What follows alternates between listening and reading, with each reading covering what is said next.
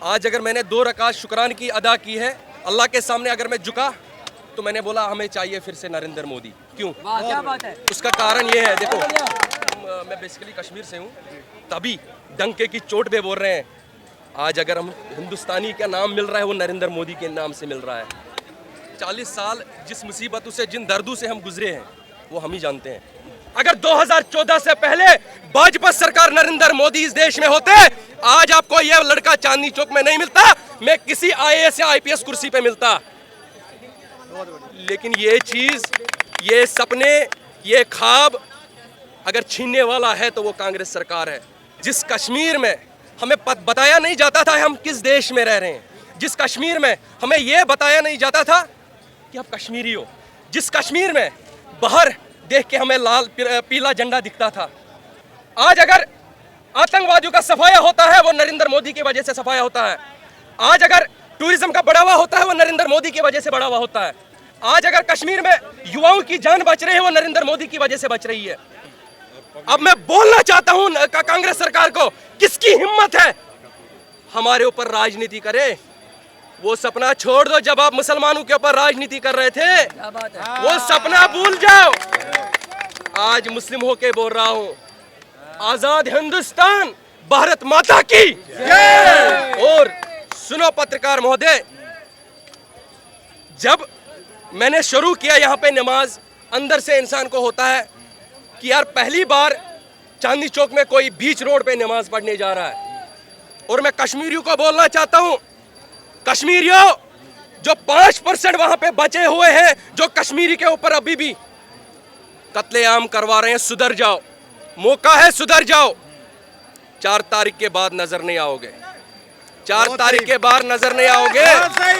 वो कश्मीर नहीं रहा, वो मुस्लिम नहीं रहा जो जिस मुस्लिम को इस देश में दबाया जाता था। ये देश किसी बाप का देश नहीं है, ये देश है 140 करोड़ लोगों का देश। बहुत बढ़िया। विपक्ष का सबसे बड़ा आरोप यही है ना नरेंद्र मोदी पे कि वो मुस्लिमों को दबा रहे हैं, मुस्लिमों को उनका हक नहीं दे रहे। मुझे बता दीजिए पत्रकार महोदय, मैंने चांदनी चौक में आके नमाज अदा की है, किसी ने मुझे कुछ बोला? किसी ने मुझे कुछ बोला? मुझे बताइए पत्रकार महोदय, अगर मैंने यहाँ पे नमाज अदा की तो मैं शुक्र पहले अल्लाह ताला से, उसके बाद अगर मैं इसका दर्जा देता हूँ नरेंद्र मोदी को देता हूँ कि जिसने इतनी हिम्मत हम में रखी, एक मुसलमान में और एक कश्मीरी में, कि आप चांदनी चौक या बम्बई किसी भी जगह नमाज पढ़ सकते हो। और आप बोल रहे हो कि मुसलमानों को दबाया जाता है। अगर पूरे वर्ल्ड में मुसलमान सेफ है तो अपने भारत में सेफ है, अगर मुसलमान सेफ है तो अपने इंडिया में सेफ है, अगर मुसलमान सेफ है तो दिल्ली में, कश्मीर में, बम्बई में, हर जगह सेफ है।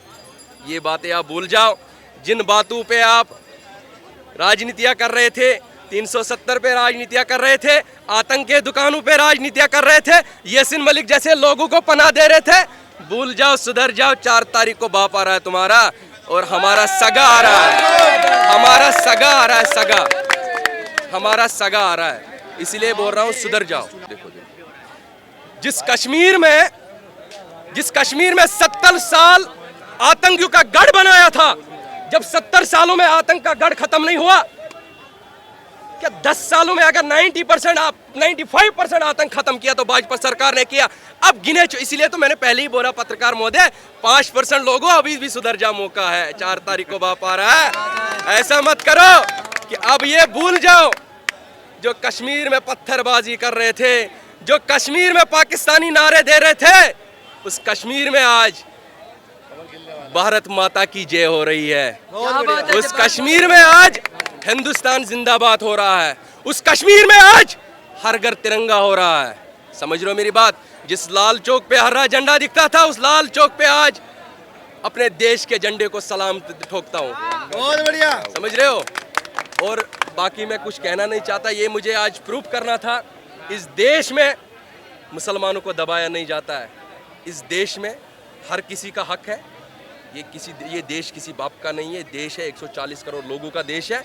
बाकी जो इस पे राजनीतियां कर रहे हैं उनको बोलो टिकट काटो, अभी भी मौका है, अभी 10-20 घंटे बचे, भाग जाओ। बहुत बढ़िया। एक सवाल और है, पाकिस्तान अभी भी कश्मीर को लेकर अपना दावा छोड़ नहीं रहा, और वो कह रहा अभी भी कि वहाँ के जो मुस्लिम उनके साथ ज्यादती हो रही है, इस पे आप क्या कहें, क्योंकि आपका जो बोला हुआ बात है वो संदेश बड़ा महत्वपूर्ण होगा। मेरी बात सुनिए पत्रकार महोदय, जो कश्मीर पाकिस्तानी सेना के लिए रोजी रोटी बनी थी, जब कांग्रेस का दौर था, कश्मीर, अब पाकिस्तान कश्मीर मांग रहा था। भाजपा का दौर आज है, कश्मीर, अब पाकिस्तान आटा मांग रहा बिक्की। मेरी बात समझ रहे हो आप? और आप उस पाकिस्तान की बात कर रहे हो। कायर पाकिस्तानियों, हमारे कश्मीर पे जो आप लोगों ने जुल्म किया था, अब अल्लाह ताला ने आप पे कहर बरसाया है। वो बरसाया तो नरेंद्र मोदी बरसाया आप लोगों के ऊपर। जो भीख मांगने पे तुले हो, वहां पे पाकिस्तान में दुआएं की जाती है, पाकिस्तान में नमाजें पढ़ी जाती है। कायर पाकिस्तानियों, मैंने भी अभी नमाज अदा की है। मैं मोदी चाहता हूं, तुम मोदी नहीं चाहते। क्यों नहीं चाहते हो? क्यों नहीं चाहते हो? इसका भी मुद्दा मैं बताऊंगा। क्योंकि वो रोजी रोटी थी उनकी कश्मीर। अब वो अपना आधा कश्मीर भी छोड़ने के तैयार हैं। उनको अपने ही एक हाई कोर्ट के वकील ने केस किया पाकिस्तान की सरकार के ऊपर, बोला कि कश्मीर हमारा नहीं है। कौन सा कश्मीर? जो उनके पास पड़ा हुआ है। बोला कश्मीर हमारा नहीं है।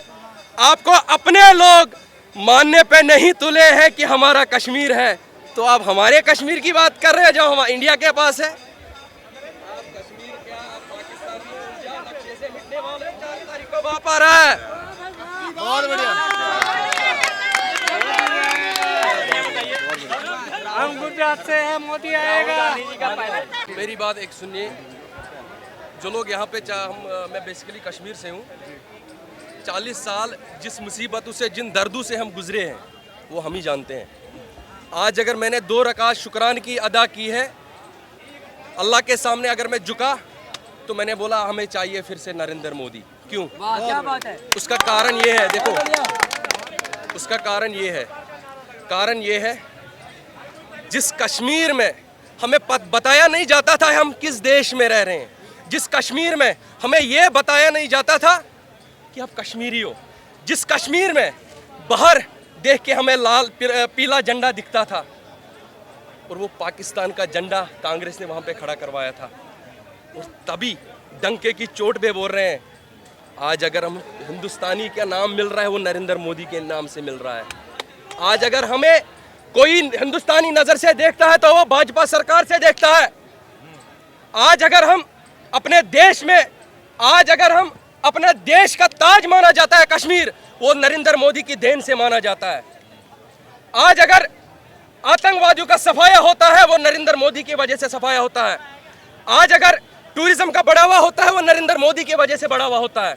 आज अगर कश्मीर में युवाओं की जान बच रही है वो नरेंद्र मोदी की वजह से बच रही है। आज अगर मैं सुरक्षित फील कर रहा हूं अपने कश्मीर में, वो नरेंद्र मोदी की वजह से फील कर रहा हूं।